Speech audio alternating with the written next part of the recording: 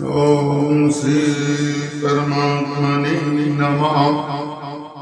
जो तीनों लोकों के स्वामी हैं, लक्ष्मी जी के पति रामावतार में, क्या उस प्रभु श्री राम को भी किसी से मांगने की जरूरत पड़ी थी? हाँ, एक बार प्रभु श्री राम ने भी किसी से कुछ मांगा था। कब मांगा था, आइए उस प्रकरण को देखते हैं। मांगी नाव न केवट आना, कही तुम्हार मरन में जाना। चरण कमल रज कह सब कही, मानुष करन मोर कछुअई। प्रभु श्री राम नाव मांगते हैं गंगा जी के उस पार जाने के लिए, लेकिन केवट आ नहीं रहा। कह रहा है कि मैं आपके मर्म को जानता हूं, जिसके मर्म को शेष महेश गणेश सुरेश आदि नहीं समझ पाए, आज केवट उसी प्रभु को कह रहा है कि मैं आपके मर्म को जानता हूं। कह रहा है, मैंने सुना है आपके चरण की रज बहुत ही जादू से भरी हुई है, वह पत्थर से औरत बना देती है। मेरी यह नाव ये तो काठ की है, कहीं ये भी औरत हो गई तो मेरी जीविका का क्या होगा? मैं अपने परिवार को कैसे पालूंगा? प्रभु, मैं नाव को नहीं ला सकता।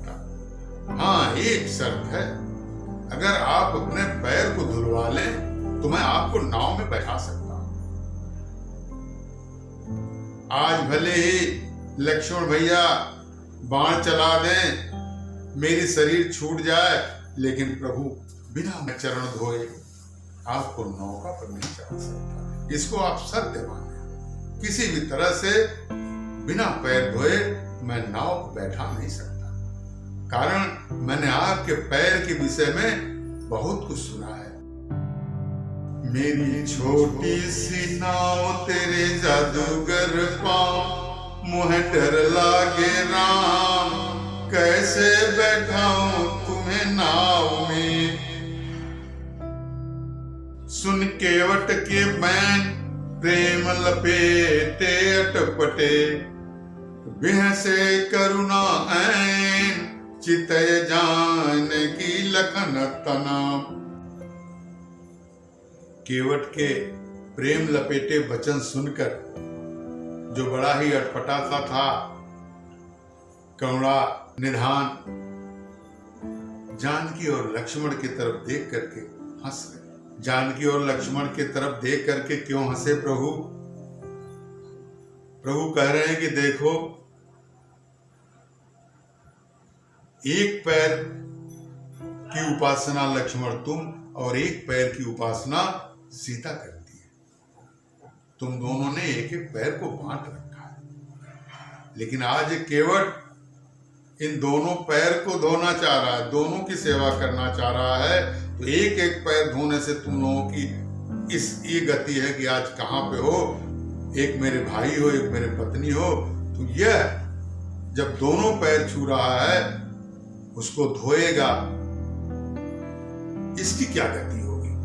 दूसरा इसलिए हंस रहे हैं, लक्ष्मण और जानकी की तरफ देख करके कह रहे हैं कि सीता, इसी पैर को एक बार तुम्हारे पिताजी ने धोया था जब तुम मिली थी। वो पुरानी बात पिछले जन्म की याद दिलाते हैं, जब यही केवट कछुआ था। क्षीर सागर में शेष की सैया पर प्रभु सोए हैं, मां लक्ष्मी जी पैर दबा रही हैं। कछुआ बार बार प्रभु के चरण को स्पर्श करना चाहता है, लेकिन मां लक्ष्मी बार बार उसे हटा देती। जब सिर की तरफ जाता है तो शेष नाग जी फुफकार मार रहे हैं, किसी भी तरह से पैर का स्पर्श नहीं कर पाए। आज वही केवट हुआ है और प्रभु के दोनों पैर को छूने की जिद कर रहा है। प्रभु कहते हैं, ठीक है भाई, जैसे भी तुम्हारा काम बने तुम बनाओ, मेरे पैर को धो, लेकिन मुझको जल्दी उस पार पहुंचा दो। जासु नाम सुमिरत एक बारा, अवतरहि नर भव सिंधु अपारा। आज वही केवट का निहोरा ले रहा है, जिसके सुमिरन करने से, जिसके नाम के सुमिरन से लोग भवसिंधु को पार कर जाते हैं। वामन अवतार में 3 पग में पूरी सृष्टि को नाप लिया। आज वही केवट से नाम। धन्य है प्रभु, न जाने कौन से गुण पर दयानिधि रीझ जाएंगे। आज केवट पर रीझे हैं, कहते हैं ठीक है तुम वही करो जिससे तुम्हारी संतुष्टि हो। केवट एक कठौती में जल लाता है।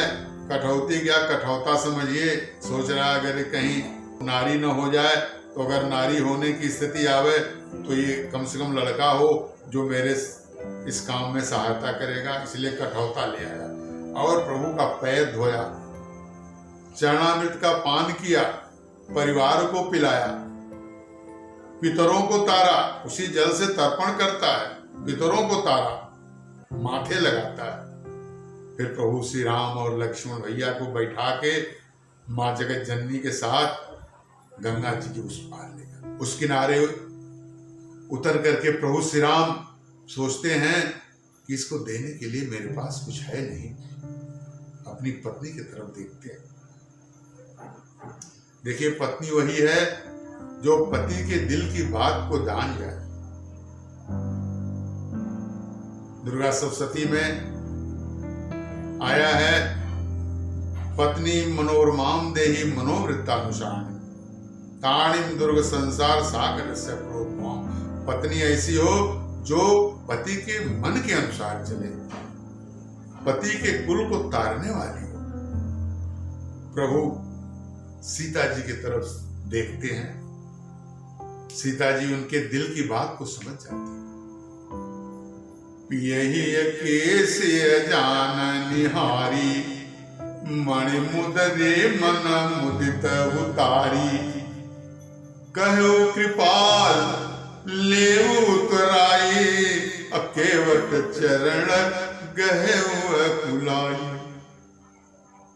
सीता जी ने जब उस मुद्री को प्रभु को दिया, प्रभु ने उस मुद्रिका को केवट को दिया। केवट कहता है कि प्रभु आज नाथ मैं काह न पावा, मिटय दोष दुख दारिद दावा। किसी भी तरह से जब केवट नहीं देता है, प्रभु श्री राम उसको मुद्रिका देना चाहते हैं, कहते हैं मुद्रिका ले लो, लेकिन केवट कहता है प्रभु आज मैं क्या नहीं पाया, हे नाथ आज मैं क्या नहीं पाया। मेरा दोष मिट गया, दुख दारिद्र दूर हो गया, मेरे सब पाप नष्ट हो गए, आज आपका दर्शन मिल गया। आपके चरणों का अनुराग ही भाग्य का जन्म दाता है।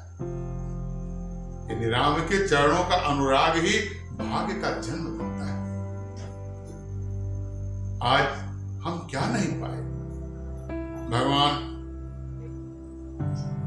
कि बहुत कोशिश करने पर भी जब केवट कुछ नहीं देता है और कहता है प्रभु लौटते टाइम आप जो भी देंगे मैं उसको शिरोधार्य कर दूंगा। इस तरह से आने की व्यवस्था केवट ने कर लिया कि इसी बहाने हमको प्रभु का दर्शन मिल जाए।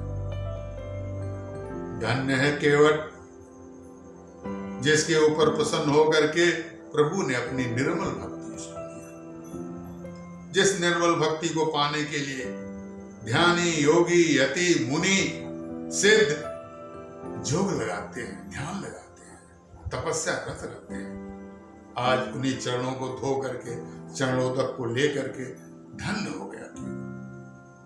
इसीलिए कहा गया कि यह मानव शरीर बड़ी ही दुर्लभ है, प्रभु की कृपा से मिलती है,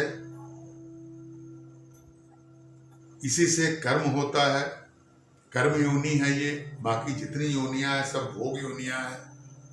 यह मानव शरीर पा करके समय का सदुपयोग करें, समय को बातों में मत गवाइए। हीरा जैसी श्वासा बातों में बीती जाए, ऐसा मत करिए। प्रभु के नाम को श्वासा में ले लीजिए।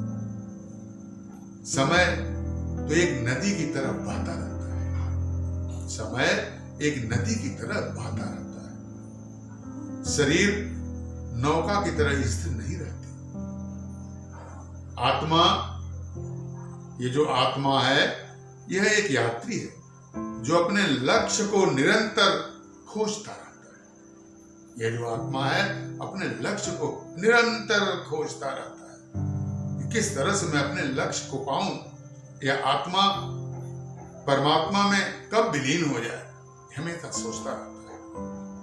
तो इस समय का आप सदुपयोग करें, समय को व्यर्थ न गंवाएं। इस कलयुग में नाम के अलावा कोई दूसरा साधन नहीं है।